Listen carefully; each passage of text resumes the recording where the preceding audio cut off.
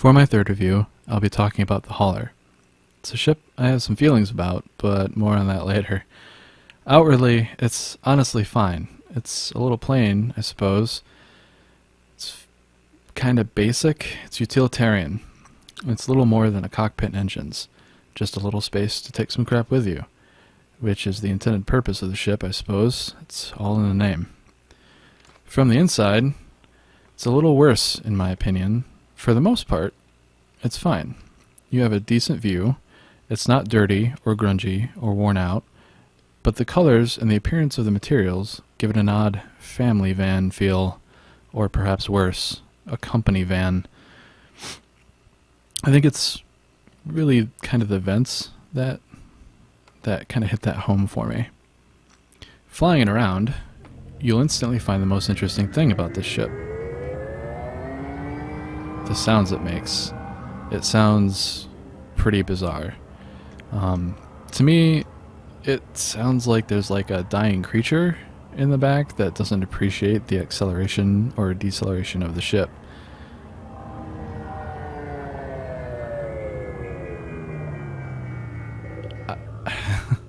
I like the sounds, but it's a little bit too weird or unique. There's something kind of off-putting about it. You'll also notice that it's pretty slow. You can't really make out the numbers too well because the background is white and the numbers are yellow. But it's fairly slow. And it's sluggish. It's not very maneuverable. But it's not really intended to be a speed demon, so I suppose that's kind of fine.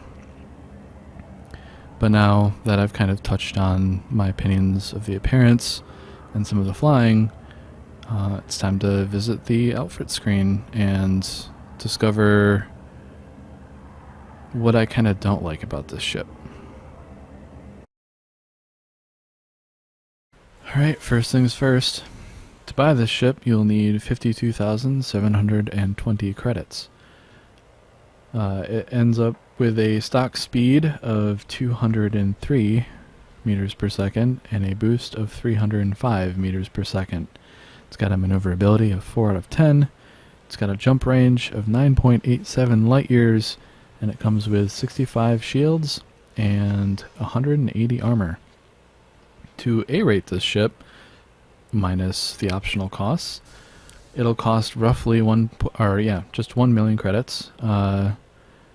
You'll end up with a speed of approximately 232 meters per second and a boost of 348 meters per second.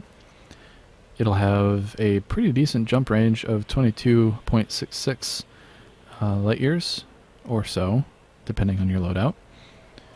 And an A-rated shield will give you 85 megajoules of shields. So then we go on to the hard points. It's got one hard point, one small hard point, which is abysmal. You can't really accomplish a lot with one small hard point. It does have 2 utility mounts, so you can put a heatsink or chaff or whatever else you want in there. It's got a 2 power plant, 2 thrusters, 2 frameshift drive, 1 life support, 1 power distributor, 1 sensors, fuel tank, and no military compartment, as that is reserved for combat-oriented or military ships. For the optional internal, you have 2 3s, a 2, and a 1, which is pretty decent. 2 3s, not too shabby for a ship like this. So here's the thing about this ship. In my mind, it's basically useless. For the money, it has an excellent jump range, to be sure, but for the money, you'd be much better off just saving for an Adder or even a Cobra. You can make a decent amount pretty quickly to blow through some of the earlier ships. In my opinion, the amount you can carry over the Sidewinder or the Eagle is just not really worth the time for this ship. You have little hope to defend yourself in this ship, and it's slow enough that running away if you get interdicted is perhaps a little bit scary. This ship used to be used somewhat often as a ferrying ship. It used to be used to collect ships you actually wanted from different stations. thanks to the cheap cost and good jump range. But now, you can just pay a relatively small fee and have your ships brought to you.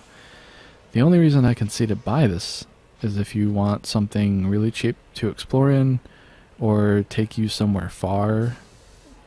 But almost out of principle, I can't really condone buying this ship for any reason other than to hear the weird sounds that it makes. And it sort of hurts to say that.